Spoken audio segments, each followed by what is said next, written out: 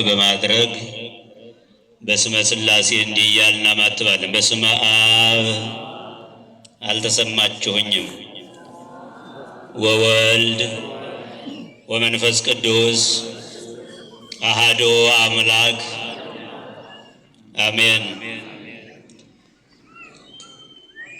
ክርስቶስ ተንሥአ እሙታን አሰሮ ለሰይጣን ሰላም ሆነ። ጌታችንና አምላካችን መድኃኒታችን ኢየሱስ ክርስቶስ ሞትን ድል አድርጎ በታላቅ ኃይልና ስልጣን ተነሳ። ሰይጣንን አሰረው፣ አዳምንና ልጆቹን ነፃ ወጣ። ሰላም ከእንግዲህ ወዲህ ሰላም ሆነ። ክቡር አባታችን መላከ ምሕረት የኔታ ማረ አበበ የዚህ ታላቅ ቤተ መቅደስ ዋና አስተዳዳሪ፣ ክቡር መምህራችን መጋቤ ሥርዓት ቀሲስ መንገሻ፣ የዚሁ ደብር ዋና ጸሐፊ ክቡር መላከ ምሕረት ቀሲስ ደጀኔ የስብከተ ወንጌል ዋና ኃላፊ፣ ክቡራን ያሬዳውያን ምሁራን ሊቃውንተ ቤተ ክርስቲያን፣ መምህራነ ወንጌል፣ አባቶች፣ ካህናት፣ ወንድሞች ዲያቆናት፣ ወጣት የሰንበት ትምህርት ቤት ደቀ መዛሙርት ወንድሞችና እህቶች፣ በዚህ በቅድስናው ስፍራ በፍቅር ለክብር ተጠርታችሁ እግዚአብሔርን ደጅ እየጠናችሁ ያላችሁ የእግዚአብሔር ቤተሰቦች፣ የእናታችን የድንግል ማርያም የአስራት ያደራ ልጆች፣ የሰማዕቱ የቅዱስ ጊዮርጊስ ወዳጆች፣ በወደደን እስከ ሞት ድረስ ቀራንዮ አደባባይ ላይ ደሙን ባፈሰሰልን በአምላካችን በመድኃኒታችን በኢየሱስ ክርስቶስ ፍጹም ሰላምና ፍቅር ሰላም እላችኋለሁ። እንደምን አደራችሁ? እንደምን አረፈዳችሁ? እንደምን ቆያችሁ? አሜን። እግዚአብሔር ይመስገን ብለን እንድናመሰግነው የረዳን ከዓለም ጫጫታ አውጥቶ በዚህ በቅድስናው ስፍራ እንድንገኝ የፈቀደልን የአባቶቻችን የቅዱሳን አምላክ የእኛም አምላክ የድንግል ማርያም ልጅ መድኃኔዓለም ኢየሱስ ክርስቶስ ስሙ ለዘላለም የተመሰገነ ይሁን። እናታችን እናተ ዓለም ንጽሕተ ንጹሐን ቅድስተ ቅዱሳን ድንግል ማርያም ስሟ ይክበር ይመስገን። አባቶቻችን ቅዱሳን ነቢያት፣ ቅዱሳን ሐዋርያት፣ ቅዱሳን ጻድቃን ሰማዕታት፣ ረዳቶቻችንና ጠባቂዎቻችን ቅዱሳን መላእክትም እግዚአብሔር እንዳከበራቸውና እንደወደዳቸው መጠን ክብርና ምስጋና ይድረሳቸው። እንደ እግዚአብሔር መልካም ፈቃድ በዛሬው ዕለት እግዚአብሔር ፈቅዶና ወዶ በዚህ በቅድስናው ስፍራ ተገኝተን በቃል ኪዳኑ ታቦታት ፊት ቆመን እግዚአብሔርን እየሰማንና እያደመጥን እንገኛለን። ለታላቁ ሰማዕት ለመክብበ ሰማዕት ቅዱስ ጊዮርጊስ ዓመታዊ መታሰቢያ በዓል እንኳን አደረሳችሁ አደረሰን።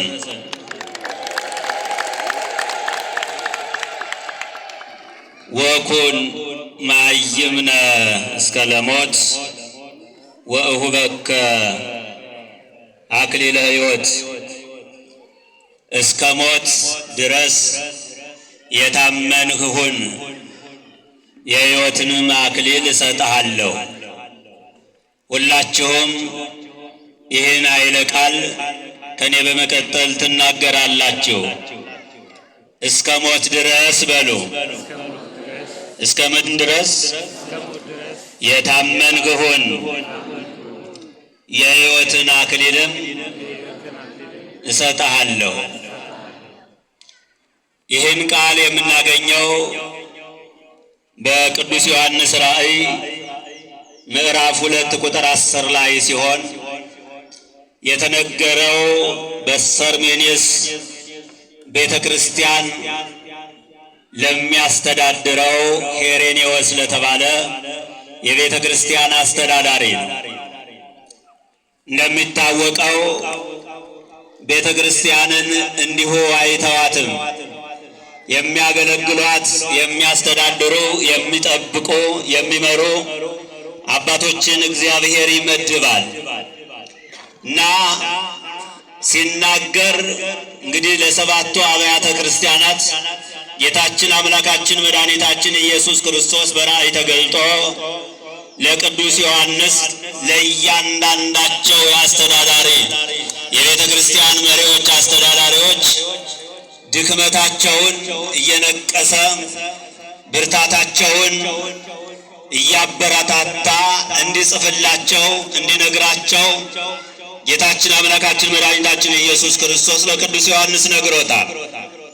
እና ይህ ሄሬኔዎስ የተባለው አስተዳዳሪ እጅግ መልካም የሆነ ያልተነቀፈ በጎ ነገሩ የበዛለት ጌታችን አምላካችን መድኃኒታችን ኢየሱስ ክርስቶስ ቅዱስ ዮሐንስ ሲናገር ስለ ሰዎች ብሎ የሞተው ሞትን ድል አድርጎ የተነሳው እንዲህ ይላል ብሎ ስለ ሰዎች ብሎ ቀራንዮ አደባባይ ላይ የሞተው መድኃኔዓለም ክርስቶስ ሞትንም በታላቅ ኃይልና ስልጣን ድል አድርጎ የተነሳው መድኃኔዓለም ኢየሱስ ክርስቶስ እንዲህ ይላል፣ ድካምህን አይቻለሁ፣ ንዴትህን አይቻለሁ፣ መውጣት መውረድህን አይቻለሁ፣ የሚገጥመንን ችግር በሙሉ አይቻለሁ። ክርስቲያን ሳይሆኑ ክርስቲያን ነኝ እያሉ በሕዝቡ መካከል ተቀላቅለው ያስቸገሩን በጥንካሬ ለይተህ እንዳስወገድሃቸው እነሱም እንደሚቃወምህ አውቃለሁ። ነገር ግን ከዚህ በላይ ይጠብቅሃል። ከዚህ በላይ ችግር ይኖራል። ከዚህ በላይ እስራት ይመጣል። ከዚህ በላይ ሰማዕትነት መቀበል ይመጣል። ስለዚህ ለ10 ቀናት ወደ እስር ቤት ያግዙሃል። ነገር ግን አንተ እስከ ሞት ድረስ የታመንህ ሁን። እስከ ምን ድረስ? የታመንህ ሁን፣ የሕይወትንም አክሊል እሰጥሃለሁ አለ ጌታ መድኃኔዓለም ኢየሱስ ክርስቶስ። የእግዚአብሔር ልጆች ሁላችንም እስከ ሞት እስከ ሕይወታችን ፍጻሜ በሃይማኖታችን ታምነን በበጎ ምግባራችን እየተመላለስን እግዚአብሔር የሕይወትን አክሊል እንዲያቀዳጅን የእርሱ መልካም ፈቃድ ይሁን። እንግዲህ ዛሬ የተሰበሰብንበትን ምክንያት በሰፊው በሊቃውንቱ ሌሊት በማኅሌት በመምህራነ ወንጌሉ ደግሞ እየተፈራረቁ ለመጋቢ አዲስ የኔታ ኤፍሬም እነ መላከ ምሕረት ቅድም ሲያስተምሩ እንደነበረው ለምን እንደተሰበሰብን በማን ምክንያት እንደመጣን ሁላችሁም ታውቃላችሁ። የእግዚአብሔር ልጆች ዘመኑ ዘመነ ትንሣኤ ነው። ዕለቱ የሰማዕታት አለቃ ቅዱስ ጊዮርጊስ ታስቦበት የሚውል የምናስብበት ቀን ነው ዛሬ። ስለዚህ አሁን በረከት ለማግኘት የሰማዕቱን ሕይወት አይተን ከቅዱሱ ሰማዕት ከቅዱስ ጊዮርጊስ ከወጣቱ ይዘነው የምንሄደውን ነገር ጨብጠን ሕይወታችን የተሳካና ለመጨረሻው የሕይወት አክሊል እንድንደርስ ቆም ብለን ልናስብ ያስፈልጋል ማለት ነው። እንግዲህ ዛሬ ቅዱስ ጊዮርጊስ በዚህ ዓለም ላይ መከራ፣ ውጣውረድ፣ መውደቅ፣ መነሳት፣ ማጣት፣ ማግኘት በሚፈራረቅበት በዚህ ዓለም አስቸጋሪ ዓለም አስጨናቂ ዓለም ለ27 ዓመታት ቆይቶ በዛሬው ዕለት የተሰናበተበት በክብር ያረፈበት ዕለት ነው። አመስግኖት ክብርና ምስጋና ለታላቁ ሰማዕት ይሁን። ከዚያ በፊት ግን የቅዱስ ጊዮርጊስ ሕይወት ምን ይመስል ነበረ? ቅድም እንደሰማችሁት ከታላላቅ ደጋግ ቤተሰቦች የተገኘ ነው። እናቱ ቴዎልስታ አባቱ ዞሮንቶስ የተባሉ እግዚአብሔርን የሚያከብሩ በቅድስና ሕይወት የሚመላለሱ ለእግዚአብሔር የሚታዘዙ ሕጉን የሚጠብቁ ታላላቅ ሰዎች ናቸው። እግዚአብሔር ያበዛላቸው ጸጋ የሰጣቸው ባለጸጋ የሆኑ ባለሀብት የሆኑ በተለይ አባቱ ሀገርን የሚመራ መስፍን ታላቅ ባለስልጣን ነው። ከነዚህ ደጋግ ሰዎች ነው ቅዱስ ጊዮርጊስ የተወለደው። የሀገር መሪ ነው አባቱ። ናቸው። ተመልከቱ የእግዚአብሔር ልጆች ስልጣናቸው ሀብታቸው በሙሉ ከእግዚአብሔር ደጅ ያላስወገዳቸው እግዚአብሔርን ከማምለክ ለእግዚአብሔር ከመንበርከክ እሱን ከማመስገን አላስቆማቸውም። ብዙ ጊዜ ስልጣን ያንቃን፣ ባለጸግነት ያንቃን፣ የሰጠንን ጸጋችን፣ ሀብታችን፣ ንብረታችን፣ ስልጣናችን የሰጠንን እግዚአብሔርን ያስረሳል። እነዚህ አይነት ሰዎች አይደሉም፣ በቅድስና የሚመላለሱ ናቸው።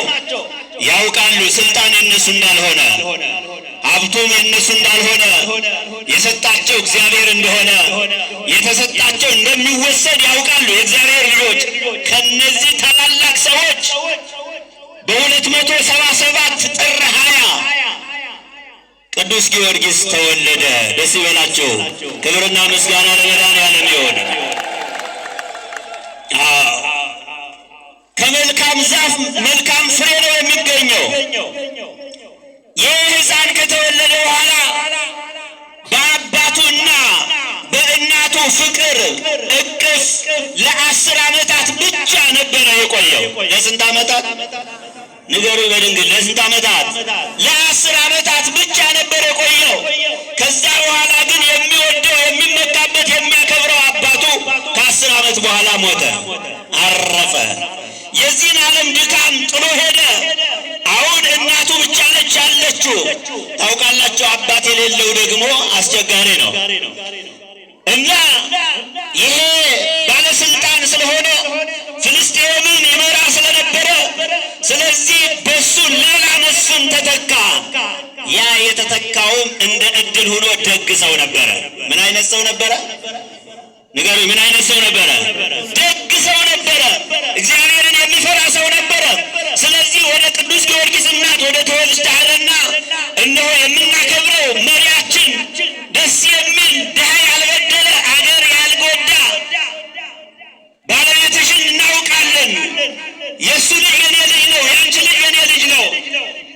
እኔ ስልጣኑን ተረክቤያለሁ፣ ልጁንም አብሬ እረከባለሁ። ይህን ስልጣን የሚረከበው ይሄ ልጅ ነው። ስለዚህ ከእኔ ጋር አሳድገዋለሁ። ሁሉንም እያስተማርኩ ስለ ውትድርና፣ ስለምን፣ ስለ አስተዳደር፣ ስለ ሀገር መምራት እሱን እያስተማሩ አሳድገዋለሁ ብሎ ይዞት ሂዶ ቅዱስ ጊዮርጊስን ለ10 ዓመት አሳደገው። ለስንት ዓመት? ስንት ዓመት ነበረ ከዛ በፊት? ስንት ዓመት ሆነው? አሁን 20 ዓመት ሆነ። 20 ዓመት ሲሆነው ሁሉ ነገር አውቆ ተምሮ አጠናቀቀ። አሁን አገር መምራት የሚችልበትን አቅም፣ እውቀት፣ ጉልበት አገኘ። እግዚአብሔር አእምሮውን ብሩህ አድርጎለት ብዙ ነገር ተምሯል። ጥሩ በጎ የሆነ ስነ ምግባር ያለው ወታደር ሆነ። ምዕመናን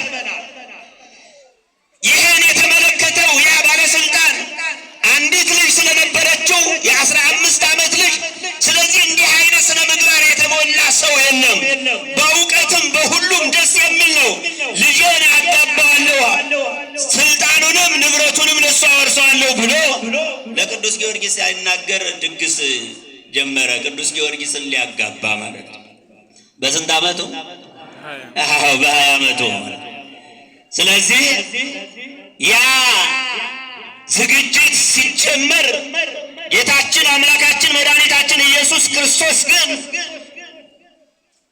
የእርሱ ሙሽራ እንደሆነ፣ በዓለም ላይ ረዥም ጊዜ እንደማይኖር፣ ጥቂት ጊዜ እንዳለው፣ በእነዚህ ጥቂት ዓመታት ደግሞ ለሥጋው ሳይሆን ለነፍሱ፣ ለምድራዊ ሳይሆን ለሰማያዊ፣ ለጊዜያዊ ሳይሆን ለዘላለማዊ እንደሚሰራ ነገረው። ዝግጅቱ ተጀምሯል። እንግዲህ የለም ይሄ ግን አይከናወንም አለ መድኃኔዓለም። መድኃኔዓለም ካለ ማድረግ ይቻላል? ንገሩኝ፣ ይቻላል እንዴ? ያለ እርሱ ፈቃድ አይሆንም እንዳለው ዝግጅቱ እንደቀጠለ ይሄ ባለስልጣን የልጅቱ አባት የቅዱስ ጊዮርጊስን አባት ስልጣን ተቀብሎ የነበረው ዘመኑ አለቀና እሱም ተሸኘ፣ ሞተ ማለት ነው። አሁን ማን ቀረ?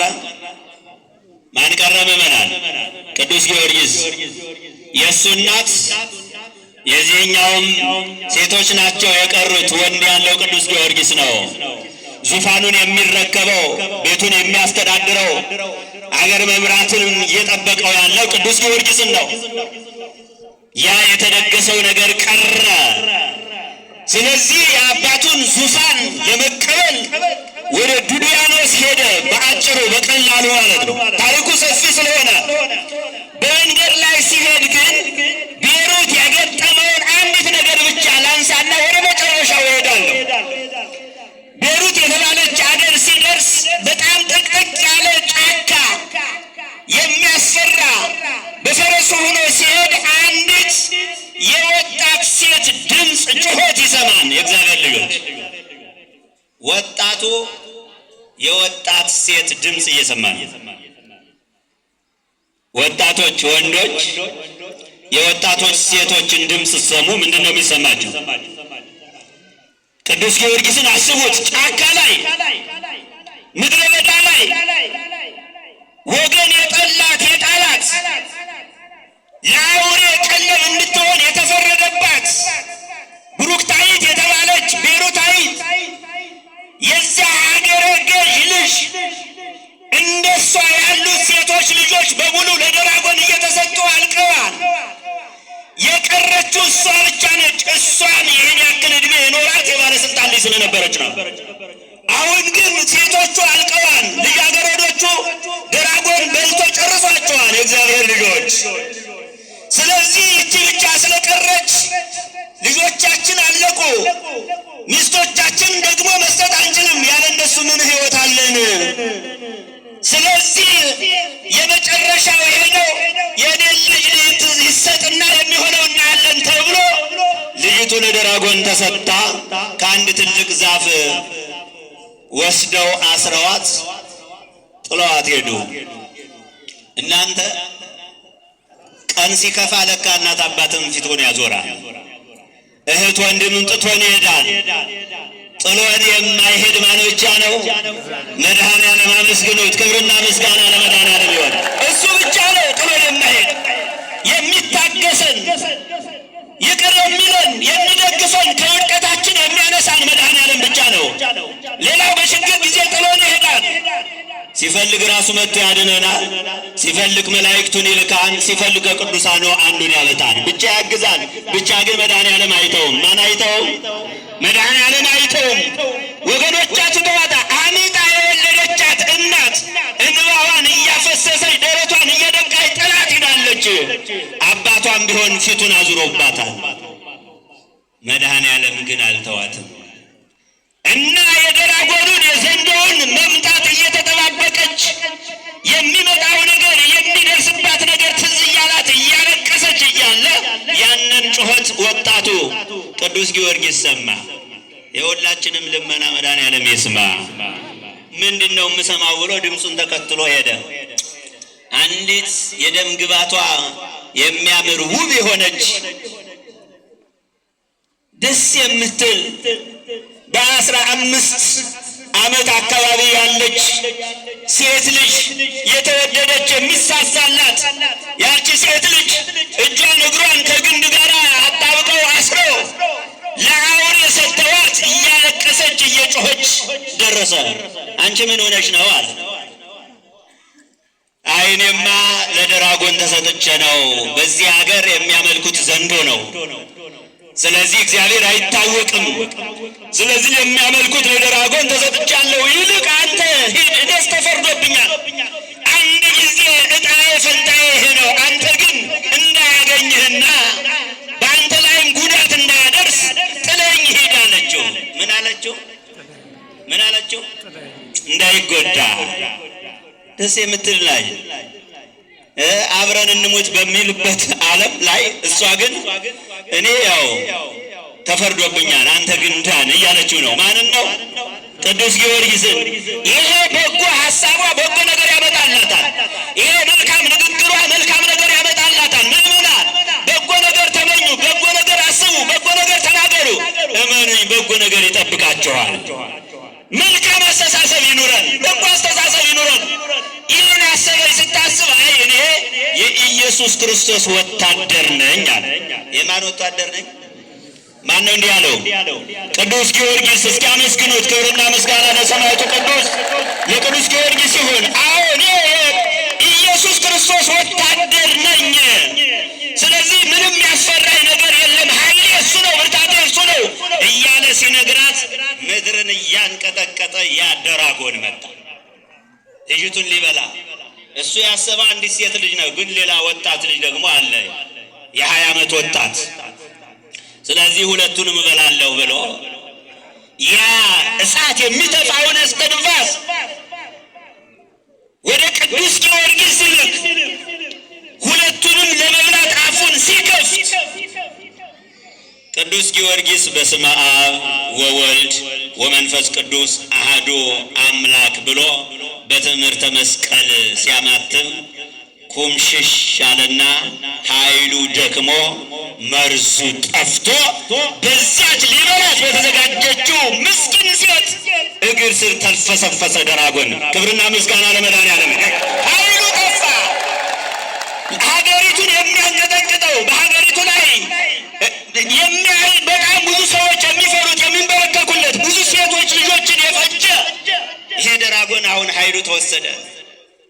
ምክንያቱም ከቅዱስ ጊዮርጊስ ጋር ያለው ማን ነው?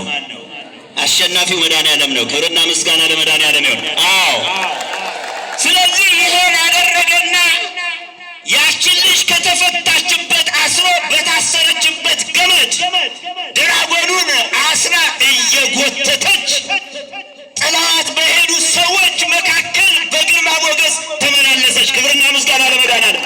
ተመላለሰች፣ በእናቷ በአባቷ በወገኖቿ ተመላለሰች። ይሄን ታምር እግዚአብሔር አደረገ። ማን አደረገ? በቃ እዚህ ጋር ልተወውና ወደ መጨረሻ ወደ ዱድያኖስ ሄደ። ቅዱስ ጊዮርጊስ ብዙ ተአምራትን ሰርቶ እግዚአብሔር ብዙ ድንቅ ነገር አድርጎለታል። የሄደው ከዱድያኖስ ስልጣን ለመረከብ ነው። የዱድያኖስን ታላቅ ባለስልጣን ስለነበረ 70 ነገስታትን አምጥቶ ጠርቶ 7 ጣዖታትን አቁሞ እያሰገደ አገኘው። አልጠበቀም፣ እንደዚህ አልጠበቀም። ለካ ያ ንጉሥ እግዚአብሔርን የማያውቅ ነው፣ ለጣዖት የሚንበረከክ ነው። ለካ የመጣበትን አያውቅም፣ የፈጠረውን አያውቅም። በዕለተ ሰሉስ ስለተፈጠረ እንጨት የጥጃ ምስል እየሰገደ እያሰገደ ያገኘው እና አዘነ። የሄደው ስልጣን ለመቀበል ነበር፣ የአባቱን ስልጣን ካየ በኋላ ግን አልፈለገውም ስልጣኑ። ለንጉሱ ይዞት የሄደውን ስጦታ ለድሃዎች ሰጠና ለችግረኞች አካፈለና አብረውት ያሉትን ሰዎች አገልጋዮቹን፣ ሰራተኞቹን ነፃ አወጣና ከዚህ በኋላ አለ ወጣትነት ለምን አለ 20 ዓመት ነው። 3 ታላላቅ ነገሮችን መስዋዕት አድርጓል። 20 ዓመት ወጣት ነው። በወጣትነት ገንዘብ ያስፈልጋል፣ ስልጣን ያስፈልጋል። ለምን ወጣትነቴን ለመድኃኒዓለም አለ። ክብርና ምስጋና ለመድኃኒዓለም። ወጣትነቴን ለመድኃኒዓለም፣ ጉልበቴን ለመድኃኒዓለም። ስለዚህ በቃ ምንም አይሰራልኝም አለ። የአባቱ የእናቱ ሀብት ንብረት አለ፣ እሱም አይሰራልኝም አለ። በሶስተኛ ደረጃ የአባቱ ስልጣን አለ፣ እሱም አይሰራልኝም። እነዚህ ሶስቱን ስለ ክርስቶስ ተዋቸው። ማን ነው ሀብቱን ስለ ክርስቶስ የሚተው? ማን ነው ጉልበቱን እድሜውን ስለ ክርስቶስ የሚተው? ምዕመናን፣ ቅዱስ ጊዮርጊስ ይህን አደረገ። ከዛ በኋላ በዛ ጨካኝ ንጉሥ ፊት ቆመና አንተ የምታደርገው ስራ ትክክል አይደለም፣ የምታመልከው አምላክም በትክክል አምላክ አይደለም። እኔ ግን የማመልከው ስለ ሰዎች ልጆች ብሎ ከሰማይ ወርዶ ከድንግል ማርያም ተወልዶ ቀራንዮ አደባባይ ላይ ደሙን ያፈሰሰው ሥጋውን የቆረሰውን መድኃኒዓለም ኢየሱስ ክርስቶስን አመልካለሁ፣ የእሱም ወታደር ነኝ አለ። ክብር ለሰማዕቱ ቅዱስ ጊዮርጊስ ይሆን። አንገት በሚቆርጡ ሰዎች፣ ቀላል ነገር አድርጋቸው እንዳታዩ፣ አንገት በሚቆርጡ ሰዎች መካከል ነው እኔ የክርስቶስ ነኝ፣ እኔ ክርስቲያን ነኝ እያለ ያለ። አንገት በሚቆርጡ ሰዎች። እኛ አሁን እንኳን እኮ የሆነ ቦታ ላይ ማተባችን የምንደብቅ ሰዎች እኮ አለን አይደል? የቤተ ክርስቲያኗን አርማ ያደረግን ሰዎች ጠቅልለን ሰዎች እንዲያውቁ ነው የምናደርገው። የሆነ ችግር ይመጣ ይሆናል እያለ እሱ ግን እንደዛ አይደለም። እጁ ላይ ስልጣን ያለው ሰይፍ ያለው መቁረጥ መግደል የሚችል ምድራዊ ገዥ ዱድያኖስ ከሱ ፊት ሆኖ ነው እኔ የክርስቶስ ወታደር ነኝ እያለ የሚጠብቀውን ታውቃላችሁ። ላቆመው ምስል ቢሰግድ ስልጣን አለ፣ ሀብት አለ፣ ንብረት አለ፣ ገንዘብ አለ፣ የፈለገውን ያገኛል። ጣዖቱን ትቶ ወደ ክርስቶስ ከሰገደ ግን የሚጠብቀው መከራ ነው። ምንድነው? ንገሩኝ፣ ምንድነው የሚጠብቀው? መከራ ነው። ደግሞ ይህን አስቀድሞ ተነግሮታል። የቀረችው ዕድሜ 7 ዓመት ናት። የ20 ዓመት ወጣት ነው። በዚህ 7 ዓመት በማንም ላይ ደርሶ የማይታላቅ መከራ እንደሚገጥመው ተነግሮታል። ግን ከደስታ ይልቅ መከራን መረጠ ቅዱስ ጊዮርጊስ። ከስልጣን ይልቅ ከሀብት ይልቅ መከራን መረጠ። ከክርስቶስ ጋር ነው የምሆነው አለ። ያንን መራራውን መከራ ሞት ለመታገስ ፈለገ። ቅዱስ ኤፍሬም በሐሙስ ውዳሴ ማርያም አመን መነኑ ጣዕማ ለዛ ዓለም ወካው ደሞም በእንተ እግዚአብሔር ወታገሱ ሞተ መሪረ በእንተ መንግሥተ ሰማያት ይላል። ሰማዕታት የዚህን ዓለም የዚችን ዓለም ጣዕም በእውነት ናቁዋል።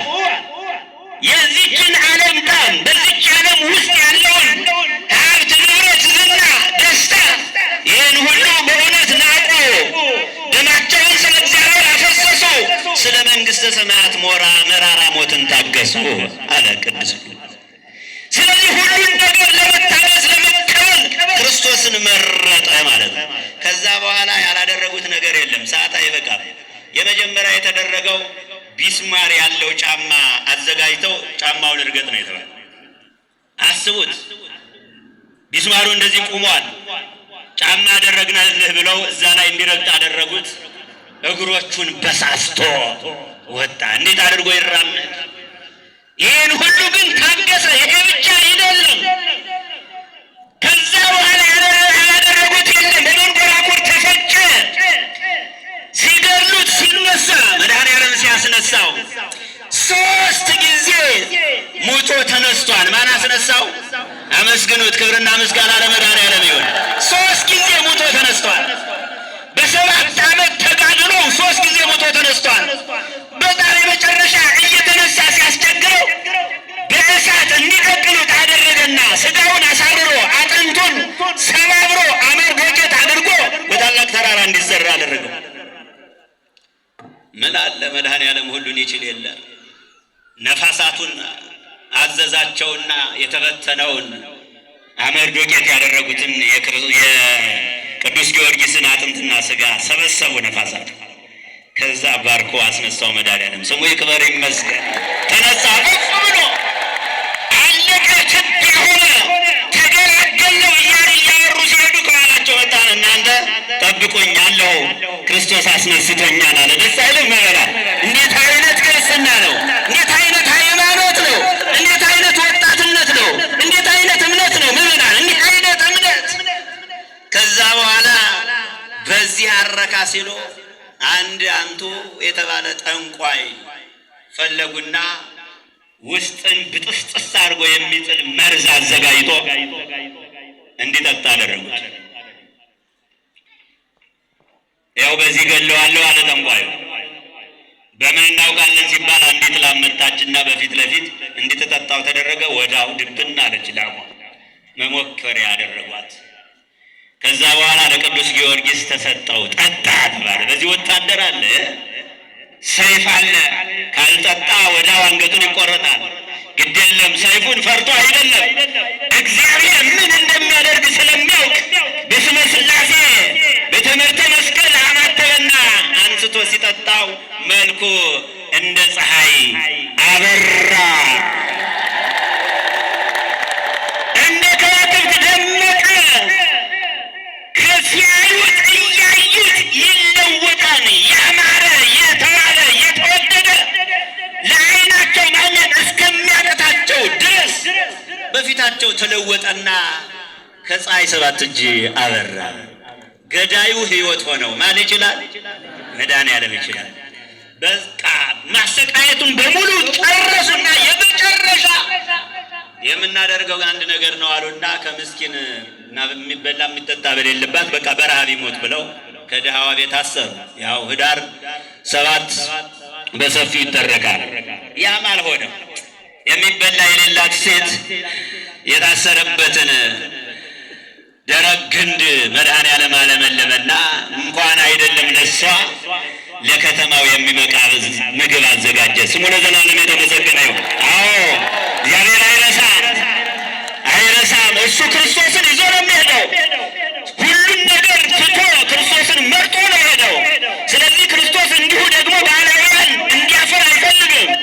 ያን ነገር አደረገ። መጨረሻ ላይ በቃ ሽንፈታቸውን ተቀብለው እባክህን አሁን በቃ ከኔ ቀጥሎ አንተ ባለስልጣን ትሆናለህ፣ እኔ ላቆሙት ምስል ስገድ፣ ሁሉም ለአንተ ይሰግዳሉ ነው። አወሽ እንደዛ ከሆነ እሰግዳለሁ፣ ከአንተ ቀጥዬ ስልጣን ማገኝ ከሆነ እሰግዳለሁ። ሁሉም እሺ ላስገድ። አይ አሁን አይደለም ነገ ሁሉም ህዝብ ይጠራ፣ በየአቅጣጫ ያሉት ወደ አደባባይ ይሰብሰቡ፣ በርካታ ህዝብ ይሁን፣ አንተም በመካከል ተገኝ፣ ያን ጊዜ እሰግዳለሁ አለ። ነጋ፣ ህዝቡ ተሰበሰበ።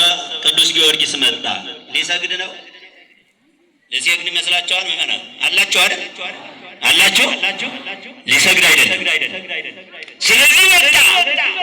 በእርሱ የተጎበኘችው በሽተኛ ልጅ ያላት፣ ዓይኑን ያበራላት ቅዱስ ጊዮርጊስ ለጣዖት ሊሰግድ ነው ስትባል እያለቀሰች እያዘነች በሽተኛ ልጇን ታቅፋ መጣች። እሱ ግን ብሩህ የሆነ ፊቱን አሳያት። ፈገግ ብሎ አይዞሽ ግድ የለም ተረጋጊ እያላት ነው በሩቅ። በኋላ ያን በሽተኛ ልጇን ጠራና ከጤናው ሙሉ በሙሉ ፈውሶ ጣዖቱን በኢየሱስ ክርስቶስ ስም አዞ ይዞት እንዲመጣ አደረገ። እንዲሰግድለት የተዘጋጀው የሚሰገድለት ጣዖት በቅዱስ ጊዮርጊስ ፊት ቆሞ እኔ በዕለተ ሰሉስ የተፈጠርሁ እንጨት ነኝ፣ እኔ አምላክ አይደለሁም ብሎ መሰከረ። አይደለሁም አምላክ፣ አንተ የምታመልከው አምላክ ነው፣ ትክክል፣ እኔንም አንተንም የፈጠረ አለ። በቃ በያንቺ ምድር ተከፈችና ዋጭ። ጣዖቱን የሚያገለግሉትን ሐሰተኞችና ይሄን ጣዖቱን ምድር ተከፍታ ዋጠቻቸው። ያሳዝናል አይደል? አዎ። ከዛ በኋላ እንዲሁ ነው። እኔ የሚገርመኝ እንዲሁ ነው እየተመለሱ አይደለም። እስኪ ያሳየን፣ ሙት አስነሳሉት። ሙት አስነስቶ ያሳያቸው። የተቀመጡበትን ወንበር አለምልሞ ያሳያቸው። በዚህ ባመኑ መጨረሻ ላይ ትዕግስቱ ሲያልቅ ወደ እግዚአብሔር ጸለየና ከሰማይ እሳት ወርዶ 70 ነገሥታት አቃጥሎ ገደላቸው። በማን ኃይል? በእግዚአብሔር ኃይል። አይ በቃ የሚመለሱ አይደለም። ጊዜ ተሰጥቷቸዋል፣ ሰዓት ተሰጥቷቸዋል። ብዙ ታላላቅ ገቢረ ተአምራት ተደርገዋል። መስማት ማለት አይፈልጉም። ስለዚህ ደንድነዋል ማለት ነው እንደ ፈርዖን። ስለዚህ ስለደነደኑ ከሰማይ እሳት ወረደና በላ። አሁን ማን ቀረ? ዱድያኖስ። መጨረሻ ግን ቅዱስ ጊዮርጊስ በዛሬው ዕለት ወደ እግዚአብሔር እጆቹን ዘረጋና ያልኸኝ ዓመታት አልቀዋል፣ የሚፈልጉትን የመከራ አይነት አፈራርቀውብኛል። አንተም በጠላቶች ፊት መጥተህ በሞገስ በክብር ከውድቀት እያስነሳ ከሞት አስነስተ በጠላቶች ፊት አቁመኸኛል። ይህን ያክል ተጋድያለሁ፣ ሃይማኖትን ጠብቄያለሁ፣ ሩጫውን ጨርሻለሁ። አሁን አንዲት ነገር እለምናለሁ አለ። ስንት ነገር? በእኔ የሚያምን ማለት የኔን ስም ጠርቶ አምላከ ቅዱስ ጊዮርጊስ እርዳኝ አግዘኝ ብሎ የሚማጸነውን፣ በስሜ የተራበ የሚያጠጣውን፣ የተጠማ የሚያጠጣውን፣ የተራበ የሚያበላውን፣ የታረዘ የሚያለብሰውን፣ አብያተ ክርስቲያናትን የሚያንጻውን ሰው በስጋው በነፍሱም ምሕረትንና ቸርነትን እንድታደርግ እለምናለሁ አለ። ማን ነው? ማን ነው? ቅዱስ ጊዮርጊስ። ለሁላችን እኮ ነው የተለመነልን።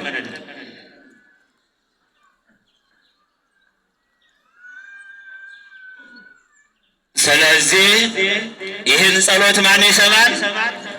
ማን ይሰማል? ንገሩኝ እባካችሁ። ቅዱስ ጊዮርጊስን ትወዱታላችሁ? ማርያምን እስኪ የምትወዱት እጃችሁን አሳየኝ። የምትወዱት አጨብጭቡ አላልኩም። ግድ የለም ከህሊና ነው። ይኸውላችሁ የእውነታችሁን የማትወዱት ከሆነ አታውጡ። የእውነት የሚወደው ሰው ብቻ ነው። አስገራሚ ነው፣ ግሩም ነው።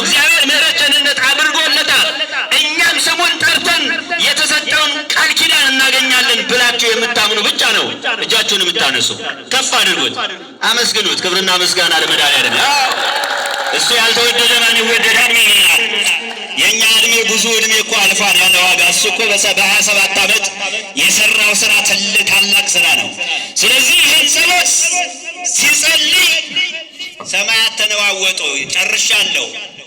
ከዛ በኋላ ጌታችን አምላካችን መድኃኒታችን ኢየሱስ ክርስቶስ ነቢያቱን፣ ሐዋርያቱን፣ ቅዱሳኑን አስከትሎ ወደ ቅዱስ ጊዮርጊስ መጣ። ስሙ ይክበር ይመስገን።